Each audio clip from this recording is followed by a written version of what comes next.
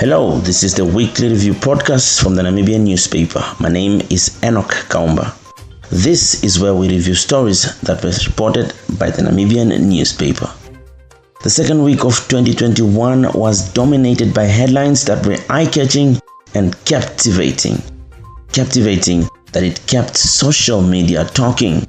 Headlines like honeymoon over for job and men killed after asking for beer, and Wakudumo fingered in whose rental deal. We start off with the stories that got everyone talking on Sunday before it even made it into Monday's edition.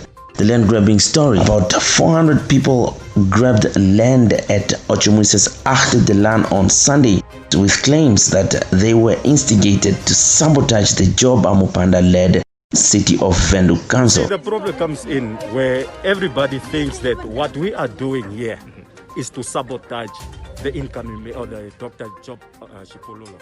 This is not to sabotage. Shaligan Peterson covered this story. On Monday, we also reported on a story that has the nation's attention. How can a young boy, a 3-year-old boy, go missing just like that without a trace? Esther Thera, one of our reporters based in the Erongo region, has been following this story. On Monday, she reported on community members still continuing to search for young Spencer Mandela Nekale, who disappeared on the 28th of December, just like that, without a trace. Now, in my conversation with her, I'm trying to get to the beginning of the story. How did it all start? Right, I was in Kaumba East at the time in Divundu at home, and I was going through my timeline on Facebook. And for the first day, I saw there was this request for a search for a boy, and it just said, okay, the boy has been missing since 28, and that's how I started going into digging in now to understand what is going on. And I went back to the constituency councillor candidate for the regional constituency, which is Namibian, that was Mandela, and I asked him, Mandela, and I need your assistance to find out what is happening. So he confirmed that they are still looking for the child. So, and that passed 2 days later, still the child, no sign of the child. And the community was in the mountains. They were looking into the houses at Amilema in Area 7.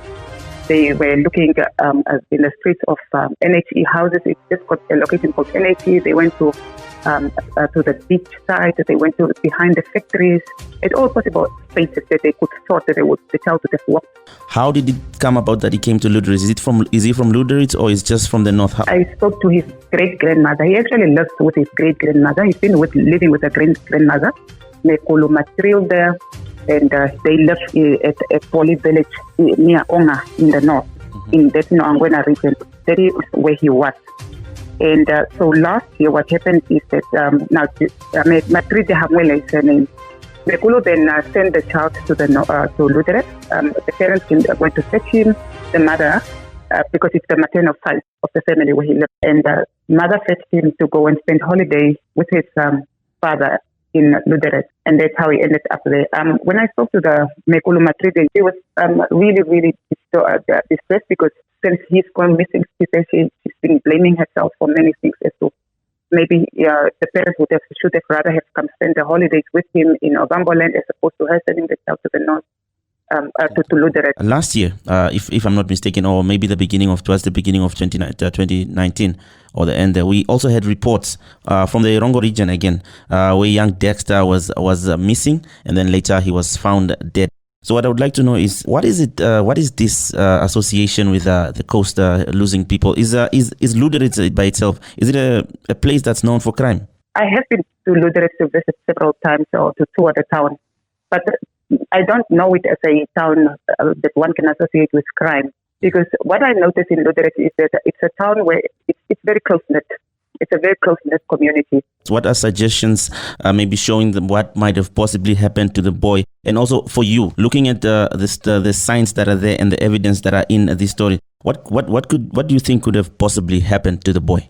The one thing is that from the father's side, who I've been in contact with quite a lot, he has been indicating that he still believes that his son is alive, and that is why he gave us another tip of to say, fine, maybe the child's clothes might have been changed by whoever might have abducted the child. So if anybody shouldn't be looking for Mandela, we should then look at the scar that he has on one of his legs. And then also that we have to look at, he doesn't respond to the name Mandela, try to call him Bushe. If it's also an inquisitive child, that's also the other side that he said we must look at. The governor of the Karas region, which is Honorable Aleta Frederick, she has now initiated an initiative to start soliciting funds to assist in putting up a reward to entice people who might know where the child is to bring the child back. From my side, really, at the moment, I'm thinking that probably this child is already out of Lutheran and we are just not looking at the right places. But maybe he is out there, and I do believe that he is out there. We as a nation, we should just look at the possible signs of probably, because the police always ask people when a person is missing to look at a person that is behaving strangely, or a person that all of a sudden has a child, and a 3-year-old child for that matter. All but right. hopefully, let's be hopeful that he's out there. All right, Esther. Yeah. Thank you very much for joining us on this podcast today. Have a very, very good day, and we hope that young Mandela will be found. Thank you. Moving on to Tuesday's edition, the governor of the Kavango East region, Bonifacius Wakudumo, doesn't seem to be getting away from the limelight for all the wrong reasons. This time, he was being accused of being the one facilitating the rental deal involving Chinese business lady Stina Wu. Again, the headline of this story got social media a buzz. Sakeo Zikela reported on the story. Let's hear from him. You opted to go with the headline reading as Wakudumo fingered in whose rental deal. I don't think there's a problem with the headline. The headline, it's a normal English word to say that the person has his hands in a deal. And I don't understand really the outrage on social media by people who are criticizing, or let's say making fun of the headline, or making fun of the governor for that matter. The key details in the story. Yeah, you need to look at the story from different perspectives, of course. If you look at the history of Miss Stina Wu in Namibia, there has been reports that she has used politicians at numerous occasions to actually get deals in her favor. For example, land or any contracts that she has entered into.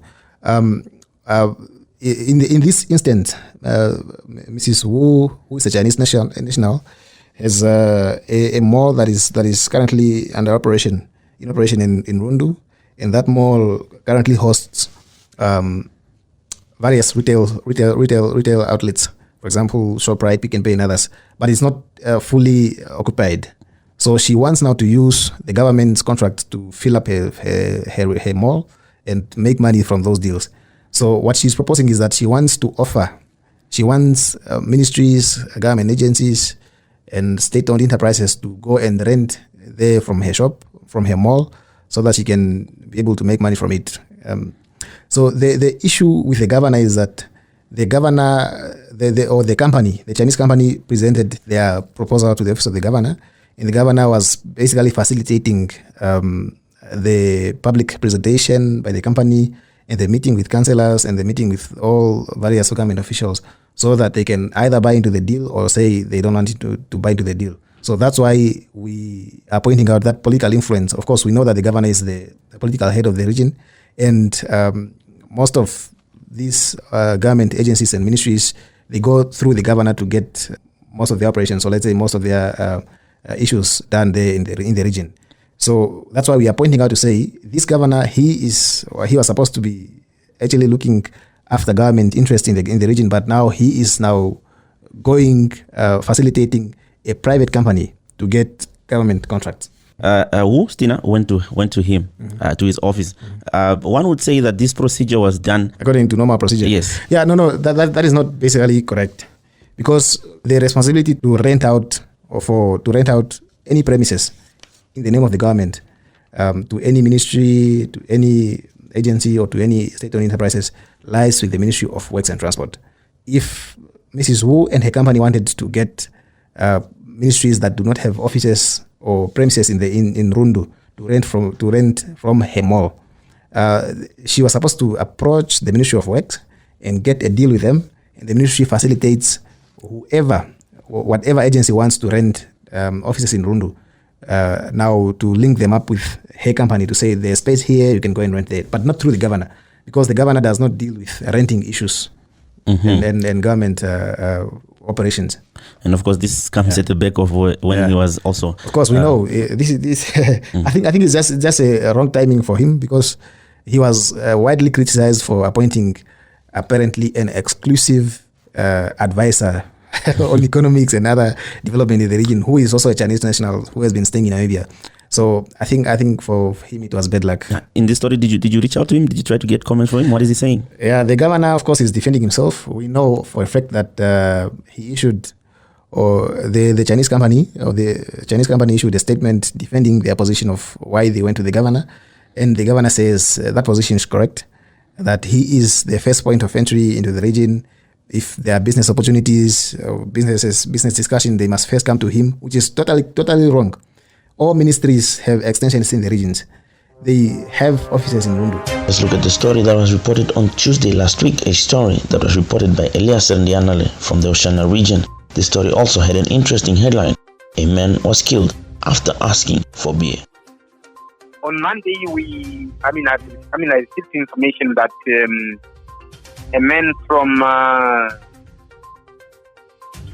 village in Oshana, according to the report that I got from the police, it was that the man, he was beaten up when he died. But according to the information that we got from his mother, is that he was punched in the face and also in the neck, and then he started bleeding, and then he lied on the ground, and people at that cooker shop were under the impression that the guy was drunk.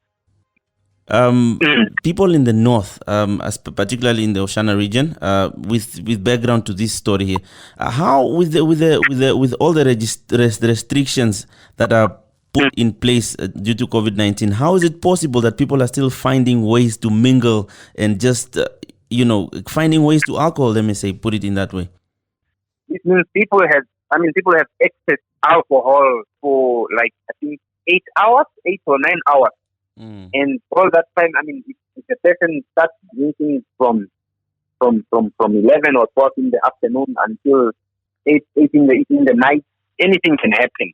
And also, maybe what's the status quo in terms of the crime rate? And I don't know if you can be able to provide us with statistics, but when you can you just give us an overall, like what you've seen in terms of the crime rate at the north? What I can tell you is that on a daily basis, we receive reports of people being killed, people being stabbed. Because I remember, like this month, no, not this month, this week, I received reports of, I think 3 reports of people who have been killed. Meaning that on Monday there was someone who was killed in Oshana. Tuesday there was another person who was killed in Ohangwena, and on Wednesday there was another woman that was killed in Ohangwena. But this was late in the afternoon.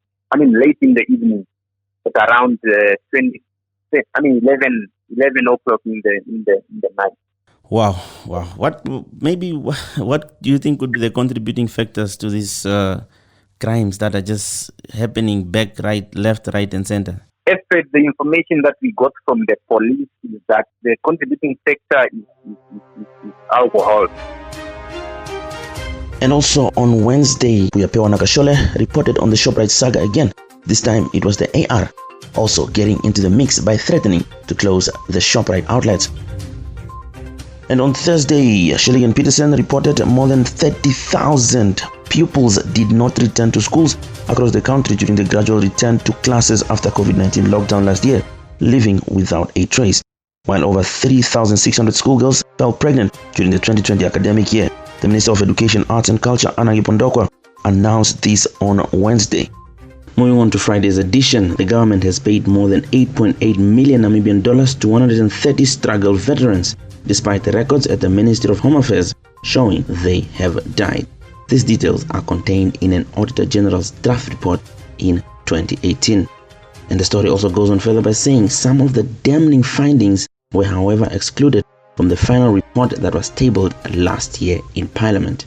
The draft seen by the Namibian newspaper provides insight into how dead war veterans were allegedly continuously paid in a monthly grant. It also details how payments of around 26 million Namibian dollars to veterans were allegedly wiped from the Veterans Computer Administration System.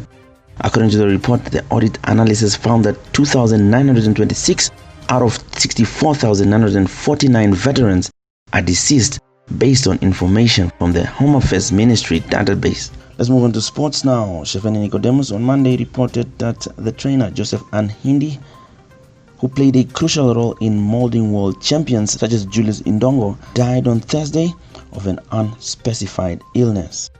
And in Tuesday's edition, Shefeni also reported that netball in Namibia has embarked on a mission to reactivate dormant regions to streamline operations countrywide. The Karas region elected new leadership to oversee their transition into the new national objective. Their mandate was just like any other, to steer and advance regional activities such as running leagues development in regions. And on Thursday, veteran reporter Helge Skutz reported the Brave Warriors head for controversial CHAN finals. The Brave Warriors were still awaiting for COVID-19 test results on Wednesday ahead of their departure for Cameroon on Thursday morning to participate in the 2021 African Nations Championship, which was already been planned into controversy. The Brave Warriors squad was not yet announced since management was still awaiting the results of COVID-19 tests done on the players. Of course, it was reported that they later on flighted into 2 flights because of the COVID-19 restrictions. They are currently in Cameroon. The Brave Warriors are drawn in Group D with Tanzania, Zambia and Guinea. They face Guinea on Tuesday. And that's it for the Weekly Review podcast. Catch us again next week as we review stories that made headlines in your favorite newspaper, telling it like it is. For me, Enoke, until next week.